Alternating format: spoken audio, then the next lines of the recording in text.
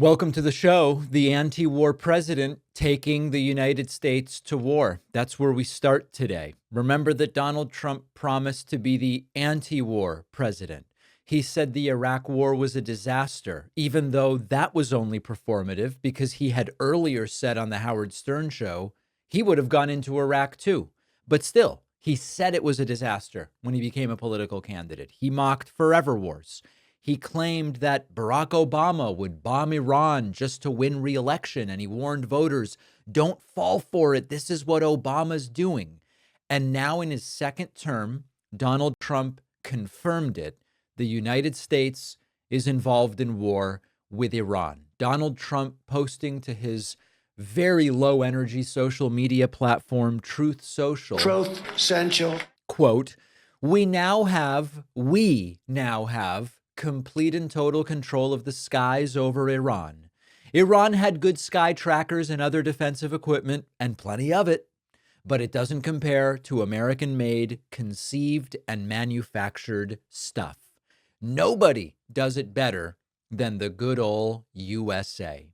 The most important, we're going to talk about a lot of aspects of this, but the most important fact here is that this is not an unexpected crisis that rose out of nowhere, not due to Trump's own actions. Trump created this to a great degree. But let me get back to that in a moment. Important historical context. We looked at these 30 seconds yesterday. Nice little montage from Patriot Takes on Twitter. Trump promising time and time and time again, he will be the one who keeps us out of wars. Speaking of World War III, I'll keep you out of World War III. What would happen if we had a war? We won't, with me, but you will have World War III, I believe, without me. But we won't have. I will be sure that World War III will not happen. I'm the only one can say it won't happen. But I stand here today, and I'm the only candidate who can make this promise. I will prevent, and very easily, World War III, very easily. There you go. Now, of course, during his first term, Donald Trump shredded the Iran nuclear deal, despite the fact that every major global power said Iran is not violating the deal. There was no evidence that Iran was doing anything but complying with the deal. And so that was a decision that isolated the United States diplomatically, which Trump loves to do. It also ignited a powder keg. Of course, Iran immediately resumes their nuclear program. Tensions rise, diplomacy dies. And the region starts to unravel. Now, you fast forward to this month, Israel launches this major strike on Iranian facilities. Iran responds with a barrage of missiles to Israel.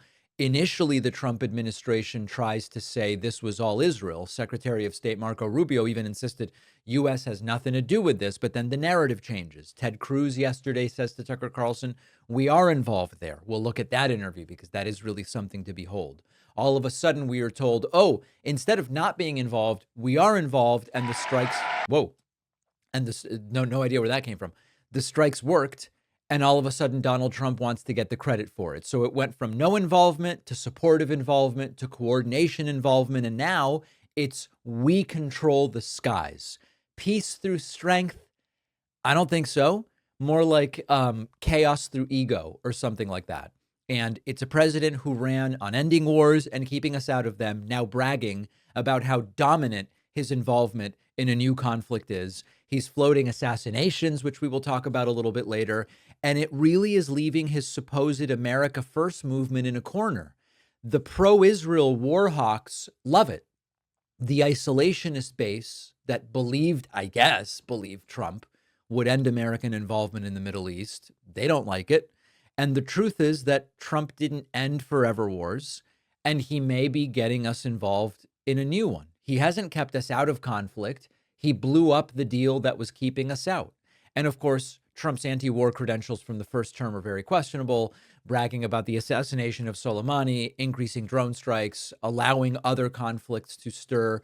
And now he is all of a sudden posting military ultimatums, kind of like a bored tyrant who thinks Twitter and Truth Social are the situation room. So listen, if you fell for the whole anti-war president thing, if you voted for the anti-war president, you got the guy who is torching diplomacy, handing the Pentagon the keys, and now saying we are dominating the skies over a country of around 90 million people. And again, it's not the generals, it's not the diplomats, it's not the contractors here who are primarily going to pay the price. It's people on the ground, it's civilians, it's bystanders, and those who might get conscripted. So none of this projects strength.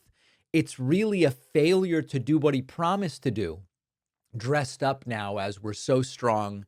We've got the fighter jets. We're controlling the sky. And by the way, I know this seems so quaint now, like, David, the law, due process, authorization.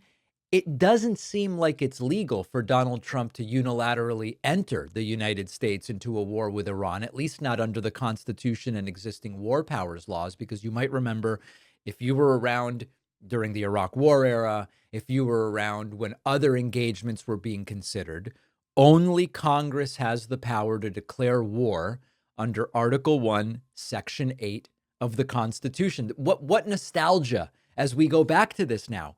As commander in chief, the president can respond to immediate threats or emergencies. It's really hard to argue that what's happening in Iran is an immediate threat or an emergency based on the facts.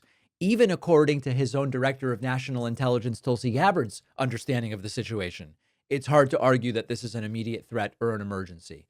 And the president is not allowed to launch a sustained military campaign or enter a new war without Congress saying, we are voting for this. So legally, Donald Trump may be violating the Constitution, which he's used to doing, and the War Powers Act. Now, practically speaking, presidents have been pushing these boundaries for a long time. You look at Clinton in Kosovo, you look at Obama in Libya, you look at Trump himself in Syria in 2017. We never had formal war declarations there. Congress rarely holds presidents accountable for that. They sort of vaguely rely on authorizations for use of military force passed after 9/11 or in the early 2000s, but none of that covers Iran. And Trump has explicitly confirmed now that the United States is seizing Iranian airspace and participating in military actions there. So this is new active warfare by any definition. We do not have a legal justification for it, but I know I'm being so quaint. I'm acting like that sort of thing still matters. And of course, to an authoritarian like Trump, it doesn't matter. Let's now talk about Trump's broader statements about the war in Iran. Go Google your name right now, and you'll probably be shocked by how many sketchy websites have your address, phone number, even details about your family. Our sponsor, Incogni, is the solution. It is a service that will force data brokers and people search sites to delete your personal information so scammers, spammers, and snoops can't get their hand on it. It's also now part of their unlimited plan that you can do custom removals. You're no longer limited to just the 250 plus sites in their automated system. You can submit any link where your personal info is exposed, and Incogni's privacy experts will get it taken down, even if the site's not in their database, whether it is whitepages.com, trellis.law, DNB, or anybody else quietly publishing your information. Incogni will wipe the footprint clean. You paste the link and they do the rest. If you're tired of being tracked, profiled, targeted, this is how you push back. For instance, these sites are where scammers and spammers can get your information to then target you. Using Incogni can cut way down on the spam calls and the messages that you get. Try it risk-free for 30 days and get 60% off an annual plan when you go to incogni.com/Pacman. The link is in the description.